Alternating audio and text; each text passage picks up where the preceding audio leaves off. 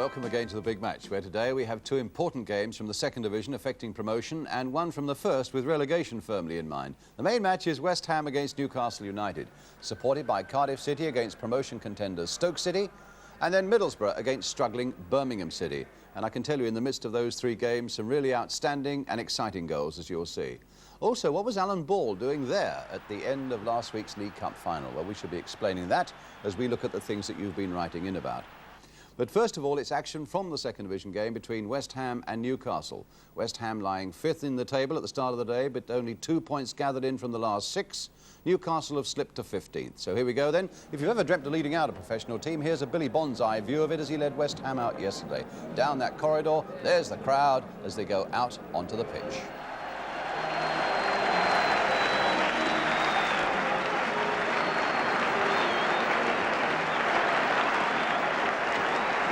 So for Phil Parkes, that £500,000 man from Queen's Park Rangers, it's been a good start at West Ham. He's conceded only 3 goals in his first 5 games and none in the last 2, though goal scoring has suddenly become West Ham's problem. They've failed to score in their last 3 games, and Brian Robson will be keener than most to put that right now against his old club Newcastle United. Here's how West Ham line up today then, with an unchanged side. The bulk of the goal scoring, of course, has come from Brian Robson with 22 and David Cross with 17. But once again, West Ham will be looking for control in the midfield from Trevor Brooking and Alan Devonshire in particular. Jeff Pike is their substitute today. Meanwhile, Newcastle's season, well, it's almost collapsed in ruin. They were lying 6th in December with an eye to promotion, but now they've slipped to 15th, having lost 5 of their last 6 games. Today, though, John Bird comes back after injury to their defence, and their most successful striker remains the former Nottingham Forest man, Peter With. So there's a bit of strength right through the central areas today. John Bird, in fact, the number 5 there, has missed the last 2 games through an ankle injury. And Peter With, their top scorer with 9 goals, to add to one he scored for Forest in the Charity Shield at Wembley at the start of the season. The referee today, it's Don Biddle of Bristol, and it's a gusty wind here at Upton Park, but bright sunshine as well for the crowd to enjoy. So West Ham get us away, attacking the goal to our left in claret and blue shirts and white shorts. Newcastle in their familiar magpie strip.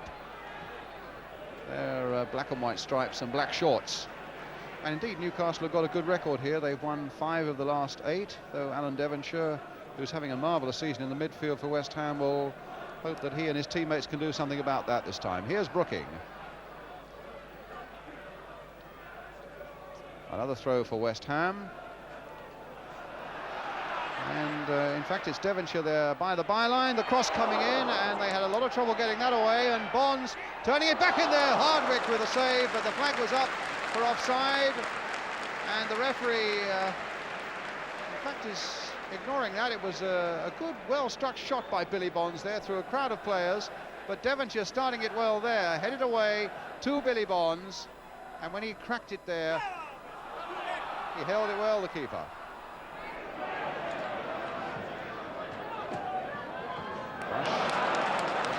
With coming away, but with, in fact, sticking out a foot. It's a West Ham throw.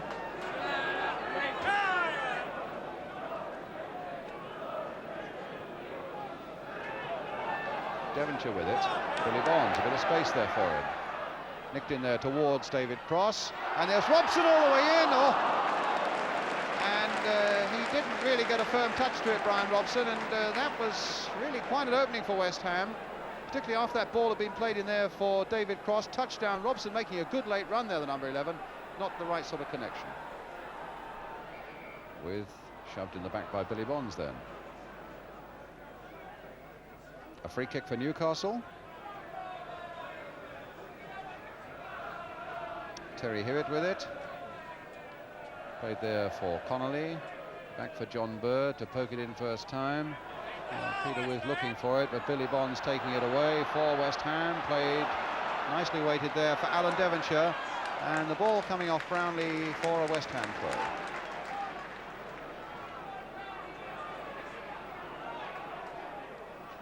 Brooking. Oh, I think they caught the linesman smack in the face. And a policeman inquiring as to whether he's okay, but the whistle had gone. And in fact, when West Ham were on their way towards the goal and the crowd were booing because it's been stopped, but obviously Don Biddle felt that the linesman needed a bit of attention as the ball bounced off. I think after being whacked into touch, it bounced off the side wall and back into the linesman's face there. And the game was called back. Here's the West Ham throw now. Brooking with it, trying to get his way past Walker, and manages to do so. Robson had a touch there, didn't get the right one. Can Holland turn it back? He can, and turns it back well. And this time Robson's header didn't have the power to penetrate that Newcastle defence. Peter with the header.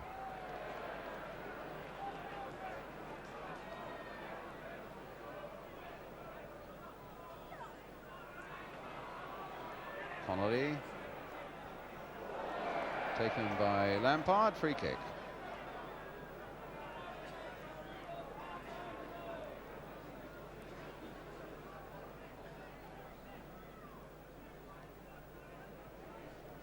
Terry Hibbett will take it. John Bird, number 5, is quite a formidable threat to West Ham in their penalty area at this moment. And it's aimed towards him, but although Billy Bonds gets in the way there. Now Brownlee,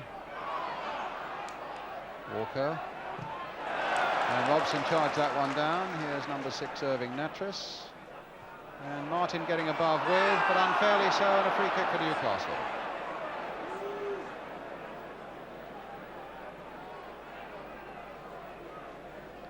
So West Ham's turn for the moment to be penned back, and a chance for Hibbett. Martin also behind there to see whether they can pierce this West Ham wall. In fact, it's Hibbett. A tremendous shot. Oh, and a body beautifully behind him from Phil Parks. What a beautifully struck ball, though, by Hibbett. As Martin runs over it, whack. Caught beautifully by the man who took it and by the man who caught it as well.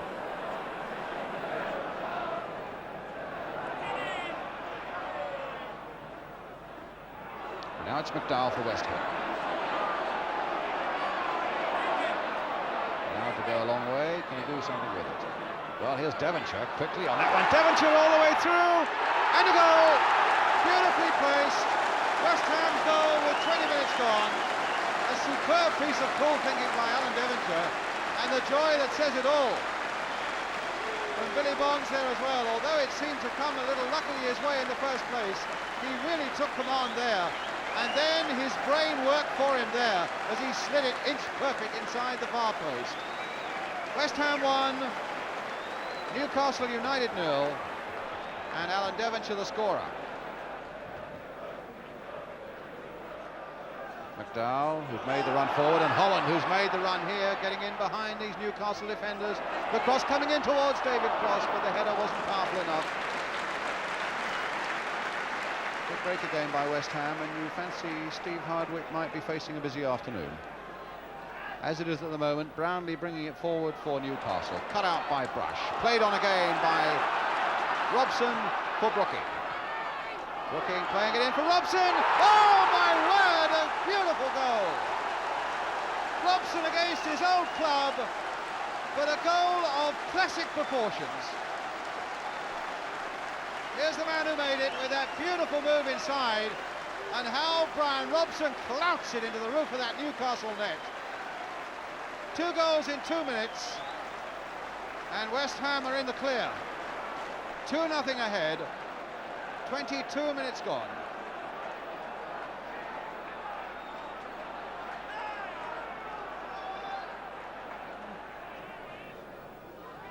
Devonshire. Nicely cut out there by Mitchell, although Cross gets in there and completes the pass for Lampard. Onto the right foot, good cross by Lampard. Robson having it knocked off his head though by Brownlee. McDowell trying to turn it in there. Brownlee behind for the West Ham corner. Good skillful play that by West Ham. Nice simple passing, accurate as well. Brooking. It's a good cross too. Fisted away though. Lampard turning it back, deflected in. Lampard will claim it, number 3. And Hardwick, no chance at all with that. Brooking's cross coming in, and in fact the keeper fisting it away there, only as far as Lampard. And yes, quite a deflection, I think probably off Peter With. And the goalkeeper, arms outstretched in agony as the ball went behind him, deflected cruelly. I think I'd give that to Lampard, though, even though the deflection was quite a cruel one from Peter With. 3-0 for West Ham, that's not in dispute. McDowell turning it back.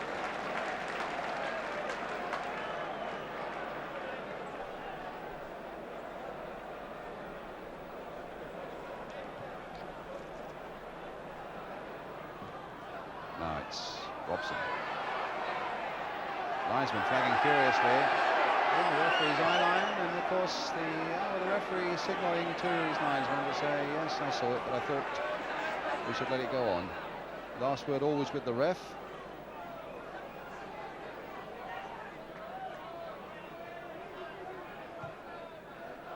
Brush with the header. Cross trying to get in there. Nicely touched by Cross there for Brooking. And Holland battling away there. Brooking with the header again. Skillfully played for Holland. Robson's right in there. Holland's going on. Forced a little wider than he wanted to go. Brush coming up in support of him. And McDowell in there! Number 4! Well, the goals are here for the taking this afternoon. And McDowell took that one superbly to the delight of the young West Ham fans. In fact, Holland had been pushed a little wider than I thought he wanted to be. But just look how unmarked McDowell as he comes in, and his aim was sure just inside the post. Agony again on the face of the keeper. And West Ham now leading by 4-0 with 37 minutes gone.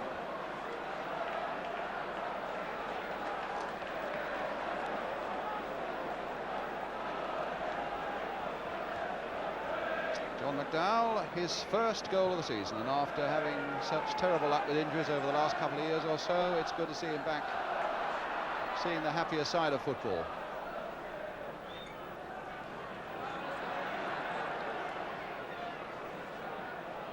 McDowell turning it in.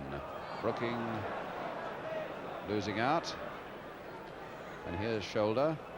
Brooking, in fact, as he fell there, whether he's twisted an ankle or not, he's had 1 or 2 problems with an ankle, and Brooking's in a bit of trouble. That's bad news for West Ham. It's Martin now. Played in there towards the near post for Connolly. Martin again. Shoulder.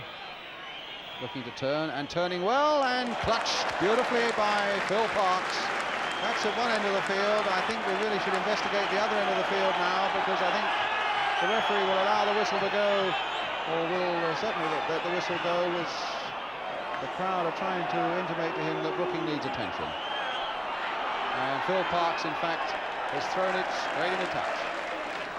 It was an incident here as he chased the ball out, Brooking, and he tumbles over the player here, and it's in falling. You can see the ankle twist, the right ankle. Well, I suppose the only consolation for West Ham is that if it had to happen, it's as well that they'd got something in the bank before it did.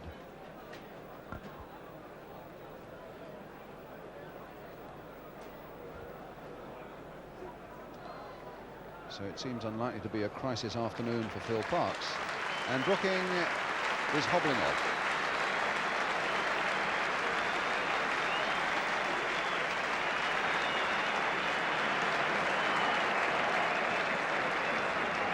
And Jeff Pike will come on. Well, he's a very busy midfielder.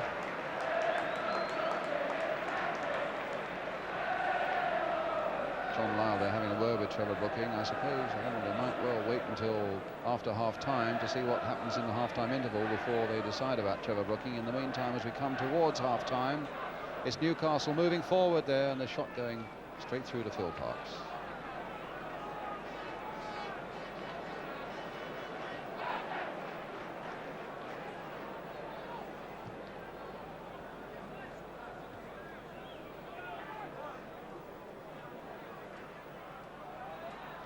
Devonshire losing out to Hibbett. And Billy Bonds there for West Ham.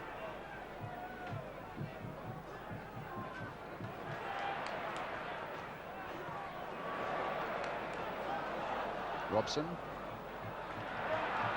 Devonshire. Brought down by Martin, free kick. And in fact, they're going to bring Jeff Pike on now before half-time. That's the end of the afternoon so far as Trevor Brooking's concerned.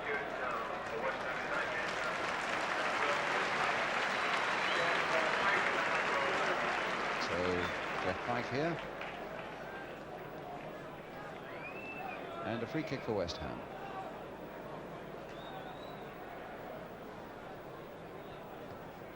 Billy Bonds hitting it high towards David Cross. And it's Brownlee getting it away. Martin back to Parks.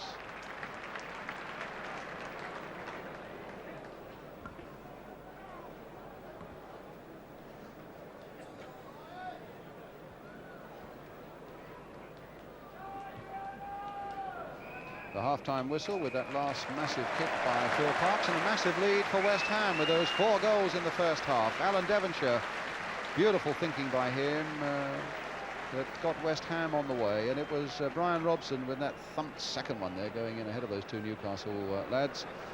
A goal made for him brilliantly by Trevor Brooking. John McDowell and Frank Lampard, the other scorers for West Ham. And, as I say, a sizable and a healthy lead to go into a half-time interval with. A lot more to come on the big match today. The half-time score then here at Upton Park. It's West Ham 4, Newcastle 0. We'll be back with the second half.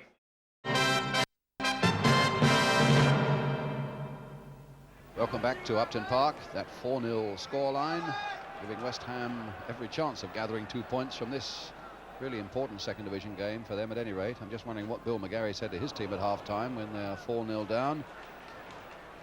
Do you convince them that there's still a chance? Hardwick.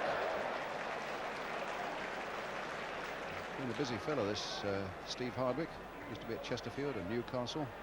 Former England youth player. And trying to urge his defence to give him a little more protection in this second half, no doubt. Lampard then to McDowell.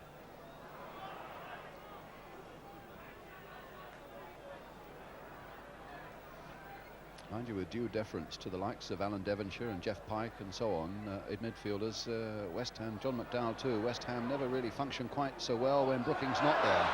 But they've got a free kick here. The news is that it apparently is just a strain that he's got.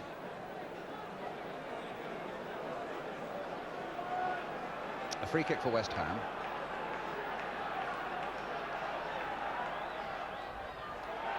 And Cross couldn't get there. Robson into the side netting. Well, there was enough venom about West Ham there. With McDowell taking that free kick there, curling away from the keeper all the time. Cross couldn't quite get the touch that mattered. Robson did, but couldn't make it count into the side netting.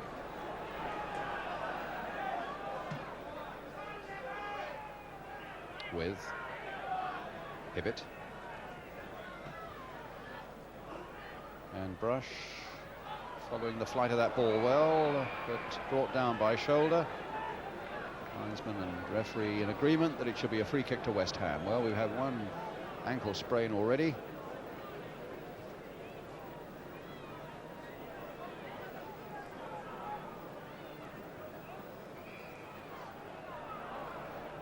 Cross. Pike getting in there, and Bird putting some of the West Ham patrons in danger with that hefty clearance into the stand. A throw for West Ham. Jeff Pike with it. Devonshire. Pike again. A little fall for McDowell. Hit well. Oh, a beautiful goal by McDowell. Well, that really is getting a goal out of nothing. Number 5 and the second for John McDowell. All this season he hasn't scored for the first team, and now 2 in this one game, and the 5th for West Ham. Look how he takes it. There's hardly a chance here, and on the half volley, whack with the left foot, and just creeping in off the post. 5-0.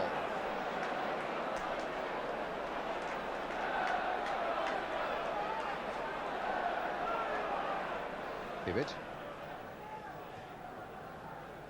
And Martin in first. Hibbett again. Now, can shoulder turn on this?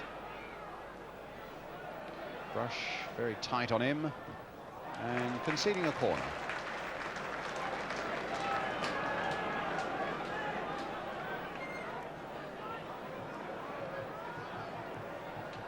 Walker with the corner. Lampard's header. And Devonshire helping it on to Holland. Alan Devonshire again. Cross has gone forward. Bonds has made a really surging run. Onside for Pat Holland. Bonds waiting in the middle. Oh, and he missed. But what a goal that would have been. And how a man who's run 50 yards in the way that Billy Bonds did, how he deserved it. The look of disappointment there. The crowd are applauding, and a word, at least a sign for Holland to say thank you for that cross. What a break by Billy Bonds. And here's Holland in the clear, onside. He played it in early, and Bonds was right there. What a goal that would have been. But it wasn't to be. This is Bird, handing it forward towards Peter With. Martin winning that quite comfortably in the air, and lost there by Devonshire. It might be picked up by Robson. Devonshire again now for West Ham. Hibbett's after him. Again a turn and finding a little bit of space there. And then McDowell losing out when the pass to Lampard looked quite a simple one. Martin playing it back. Oh, little enough time there for Parks to pick the ball up as Connolly's feet came flying in. A free. No, there's no free kick.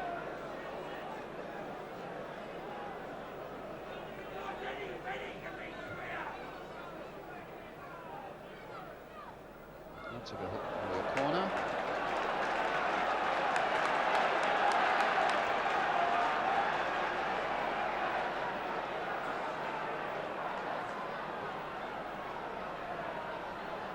Holland with it.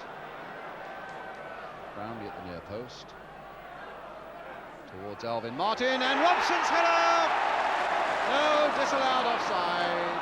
The cheers turned very quickly to groans on the appearance of the red flag there.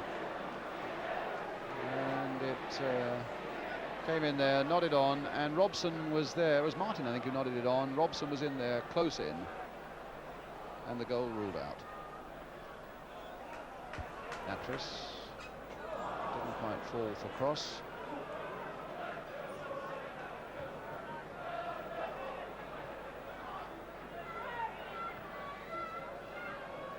McDowell played on for cross, and for McDowell again. A little more determination there about West Ham when they went for that one, and that's why they won that particular ball. And determination there from young Kenny Wharton. There's Wharton, number 12, but it's Hibbett finding Martin. Here's Wharton again. Played in there towards shoulder. Connolly. Deeper this time towards Peter With on the far side, played back for Kenny Hibbett, played in for Martin, and a shot straight at Phil Parks. As the final whistle goes, and a comprehensive victory there for West Ham. As the referee gathers up the ball, which is something that Newcastle couldn't do all that often this afternoon. John McDowell with 2 goals, and he went looking for another one as well. Alvin Martin had a good game at the back though for West Ham. And Billy Bonds probably as big an inspiration to them as anybody else. So the West Ham goals coming from Devonshire, Robson, Lampard, and 2 for McDowell. And a smile from the 2 goalkeepers, but I know which one has most cause to smile. Of course, Phil Parks in the West Ham goal, with very little to do today in this 5-0 win. Full-time score then at Upton Park as West Ham go and celebrate this victory. West Ham 5, Newcastle.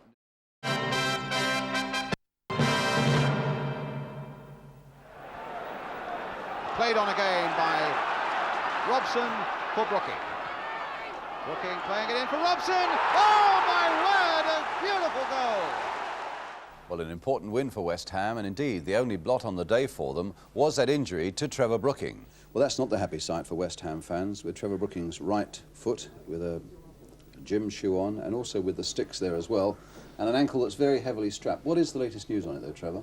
Well, I've just went right over on it, Brian. It's come up a bit, so they've strapped it up, and they've given me these just to keep the weight off it. Yes. And I'll go in and see a physio What's your feeling? How serious? I mean, you've had one or two ankle problems before. Yeah, funnily enough, it's the other ankle this time. Yeah, just to round it off.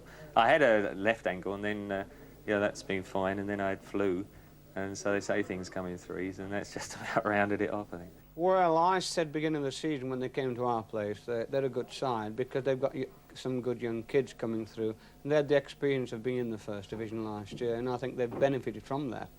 And I think they're a good side, and he's bought a goalkeeper now, which they were always short of anyway, we all know that. But they are more determined, and these three midfield players, plus the centre-half did quite well, I thought, but they're shutting people down. They don't give you time to play. At one time, you had plenty of time to play against West Ham, and at times, you know, you sat in the stand, people like myself, oh, well, I could play against them. But now it's a different kettle of fish. They're shutting people down, and I think they're a fair side, and I think they're the best side we've played. But whether it's a different West Ham these days or not, and certainly they do seem to be more determined and aggressive, there's no doubt they gave everybody a lesson yesterday in finishing, and indeed in long-range shooting, like Holland in the last World Cup. And that second goal by Brian Robson was as good as anything we've seen this season. Not a particularly good ball played there by Brownlee. Good interception there by Paul Brush, who had a good game. Now some nice one-touch stuff. Brooking to Robson. Back to Brooking again. And this is where you see Brooking at his best, looking up in a moment to see what's available. And this lovely curving pass past the last Newcastle defender. And this fella just goes on scoring goals like this year after year, except that I doubt if he gets many quite as good as that one. A magnificent effort there by Brian Robson. But for me, Billy Bonds was again the chief inspiration for West Ham yesterday. It's almost as though he's waging a massive personal campaign to shove that club back into the First Division. And this instance, a perfect example. There he is, Arrow, just outside his own 6-yard area as this ball is played out to the right. Just watch Billy Bonds move now. You'll see him along the top of the picture there, right in the centre. Now he's making his run as Devonshire takes it up, and a nice little flick pass here for Holland. A beautiful ball played here by Holland in first time. And who's there? Billy Bonds. Now, the West Ham pitch, we found out, is 110 yards long. We reckon that Billy must have covered something like 90 yards there, and we timed it as just over 12 seconds. A really marvellous piece of play, and one really that deserved a goal there. But now we're going to move on to our second game, which was equally important at the top of the second division yesterday. Cardiff City against Stoke City, who started the day in second place. The pictures come from ATV, the commentator, or HTV rather. The commentator at Ninian Park, Cardiff, is Bob Simmons. Stoke City are in the stripes. And Paul Richardson about to take it. It'll be an in-swinging corner. There it goes, ball for Davis, fists it clear, and luckily finds Buchanan. Now Moore. Grapes. Good challenge though by Kendall. Rundle. Not very far over. Paul Rundle getting in the first good shot of the game there. Seizing on a mistake by the Cardiff City defence. Driving it in. Davis left it alone as it just went over his crossbar. Now we have Dennis Smith, the Stoke skipper, back on the field. Dennis Smith back on the field now to resume his place in the middle of the Stoke defence. That's a good header by O'Callaghan. Randall a chance and a goal. 14 minutes gone. Brendan O'Callaghan winning that ball and threading it through, giving a chance to Paul Randall. Picks his spot beautifully there to put Stoke one up.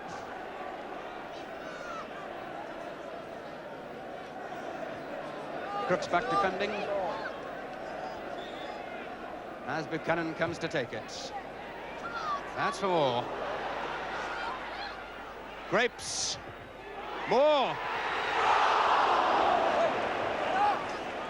Ronnie Moore a chance. Steve Grapes threading that ball through for him.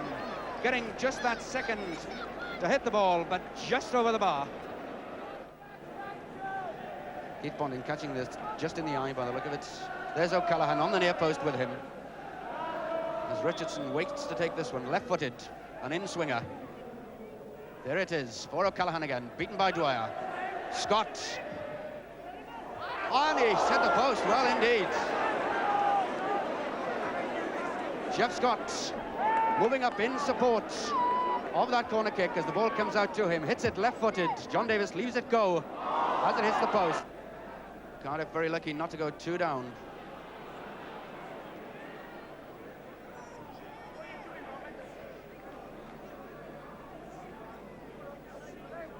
Irvine with this throw. In for Crooks. And again for O'Callaghan.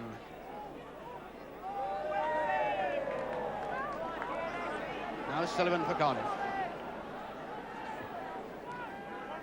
Buchanan. Evans making the run for him. It's can't control it. Scott. And in acres of space here, Paul Randall. Phil Dwyer caught way out of position. Has O'Callaghan on the far post. And away by Dwyer.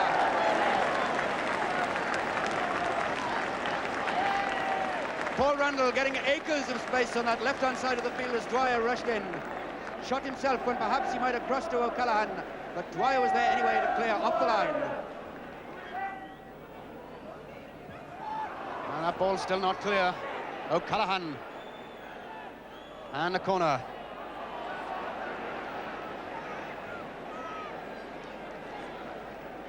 Well, this Cardiff centre-back partnership of Dwyer and Pontin not at all happy today.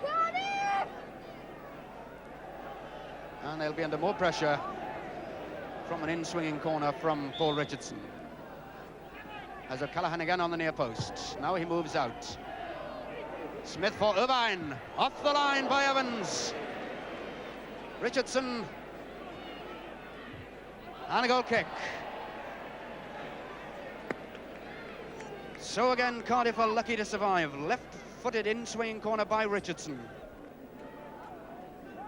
Half cleared, Irvine's header.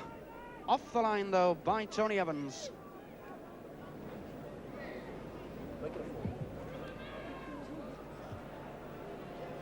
That's Irvine's ball. Chance for O'Callaghan. He's turned the defence and he's got a second.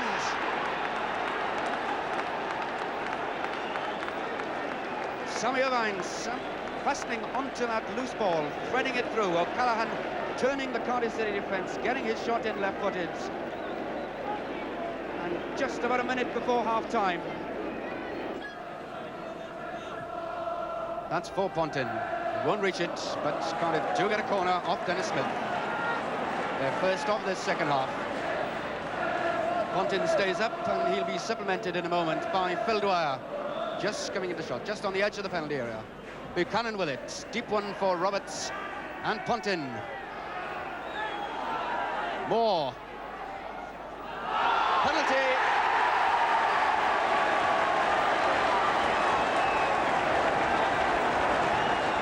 Mr. Bates in no doubt at all. Gary Moore from that corner, getting the ball on the right-hand side of the area, trying to turn the Stoke defence. Pushed down by Jeff Scott.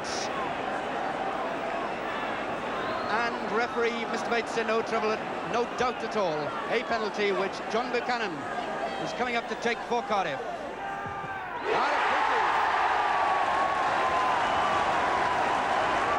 No trouble at all. Right in the back of the net, despite the fact that Roger Jones dived in the right direction. Crooks beaten by Grapes. Corner kick.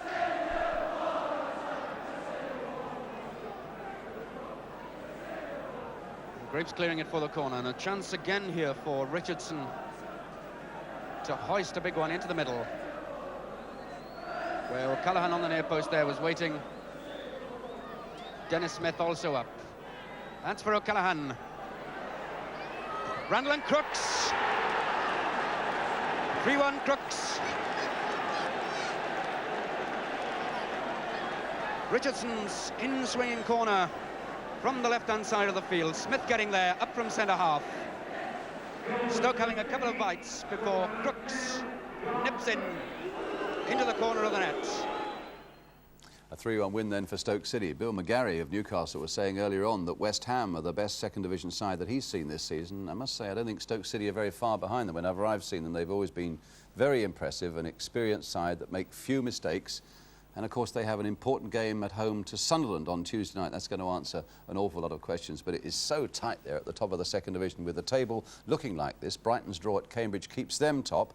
And the next 5 teams all won yesterday, so it's tight there for the 3 promotion places. It could well be decided on goal difference. And West Ham, as you can see there, have by far the better goal difference. It made that 5-0 win yesterday even more significant. They have the better goal difference. Only Brighton get anywhere near it with a +27 to West Ham's +31. Stoke +20, Crystal Palace +19, Sunderland +15, and Notts County, who are really in the reckoning there, but look at their dreadful goal difference, -3. They've got to win an awful lot of games to get up one of those 3 promotion places. Now it's time for your letters, and first to pick up on 1 or 2 points from last week's League Cup final.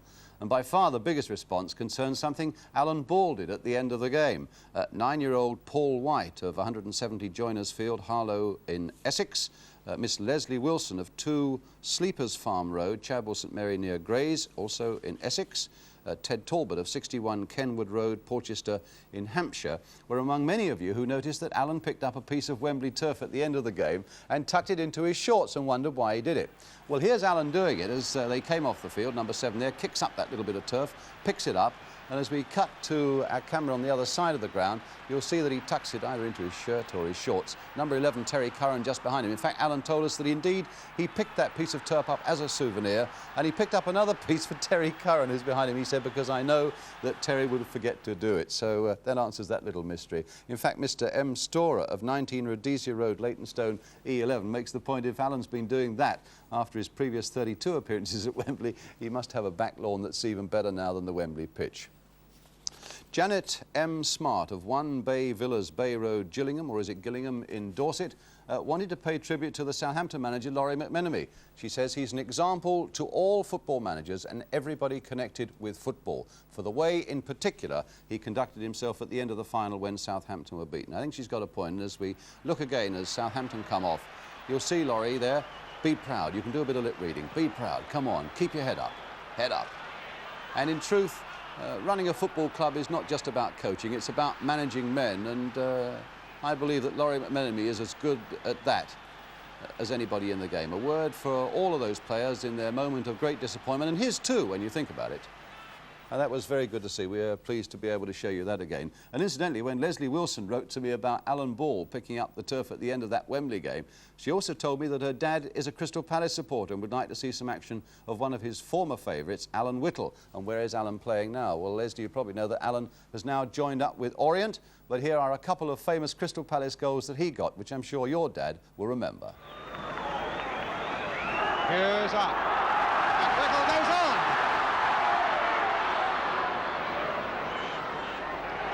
Hughes, Whittle, well that's incredible, yes! Alan Whittle! Alan Whittle! Whittle is up with him as well. Taylor taking on Bolton, Moncur getting in behind Bolton, and he needs to. He's going past Moncur as well, there's the cross coming in. Whittle a goal! Alan Whittle!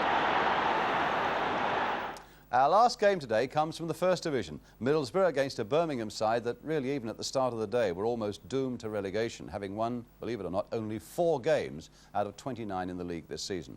The pictures come from Tyne Tees Television. The commentator's Kenneth Wolstenholme with Birmingham in the white shorts. Jim Platt, Irish international, back in the Borough side.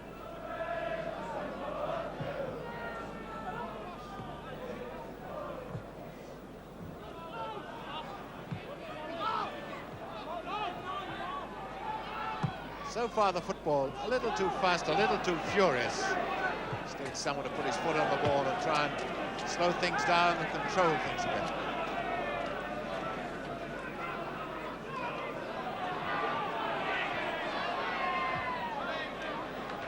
Hodgson knocking it back to Mahoney. Billy Ashcroft turning well. Oh, he's got it! Oh, just only hairs breadth wide. That was superb control by Billy Ashcroft. He turned well, he hit the ball, and I think that Neil Freeman in the Birmingham goal was completely surprised.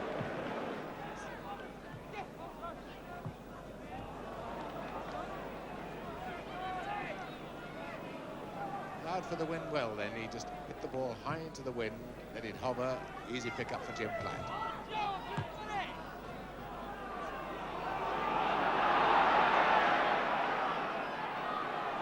Ashcroft. And Hodgson getting it as a goal. That really was a good goal by Mickey Burns, but every credit to David Hodgson. He hadn't a chance of getting that ball, but it was running over the dead ball line, the goal line, covered by Gallagher, but Hodgson wouldn't be shaken off it. He fought for it, stuck out a foot, got the ball across, and the easiest of goals for Mickey Burns. And 16 minutes, the Borough are 1-up.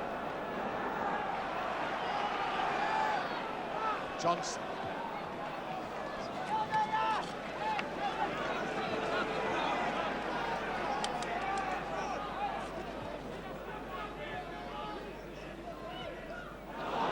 Hodgson, ball to Mahoney, now Burns. Oh, surely Ashcroft, yes, two. That really was lovely football as the ball pushed forward to Mahoney, then to Burns. He took it well, got the defence wrong-footed, squared it into the middle, and Ashcroft completely unmarked, able to bring the ball down, knock it home for goal number 2 after 25 minutes.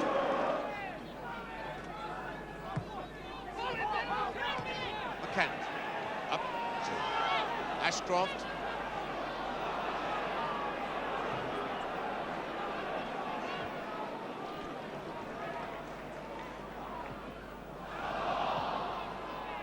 Middlesbrough just need to keep width in their game instead of all getting in each other's way in the middle. Need to have people out on the wings.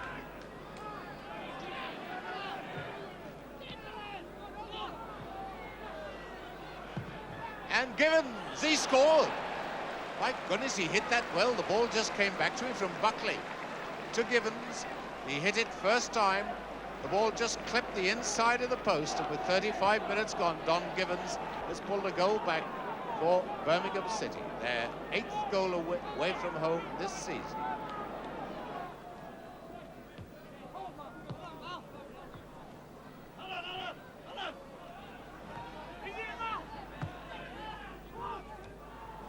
Barrowclough with a chance to break clear. He's got Givens and Buckley up with him. Givens to Buckley. Oh, he hit that beautifully. And that was curling in towards the goal. Platt was on the wrong foot. He could make no effort to move over to it. And that could well have sneaked in just inside the post, just as indeed Don Givens' goal did. So full marks to both teams for striving to give us top-class entertainment, despite the fact that both these teams are allegedly in the relegation zone. Ainscough, what a beauty! Oh, if only Buckley had been a wee bit taller. Alan Ainscough, very good effort. Buckley just not tall enough to get off the mark and reach it. He only needed a touch, a deflection into the back of the net, and it would have been 2 each. So a 2-1 defeat for Birmingham that just about dooms them now to the second division, I would think. And sadly, from London's point of view, it looks more and more as though Chelsea are going to be joining them. Well, that's it. Thank you very much again for joining us. And next week, we have on the big match a truly magnificent FA Cup semi-final in prospect for you, so make sure you don't miss that. Mind you, it'll have to go some to match the quality of the goals we saw at West Ham yesterday. In fact, every one of them was worthy of winning a semi-final itself, and they may have taken West Ham just that little bit closer back to the First Division. Well, here's Devonshire quickly on that one. Devonshire all the way through, and a goal. Robson for Brooking. Brooking playing it in for Robson. Oh, my word, a beautiful goal. Brooking. It's a good cross too. Fisted away though. Lampard turning it back, deflected in. Rush coming up in support of him. And McDowell in there, number 4. And fall for McDowell. Hit well. Oh, a beautiful goal by McDowell.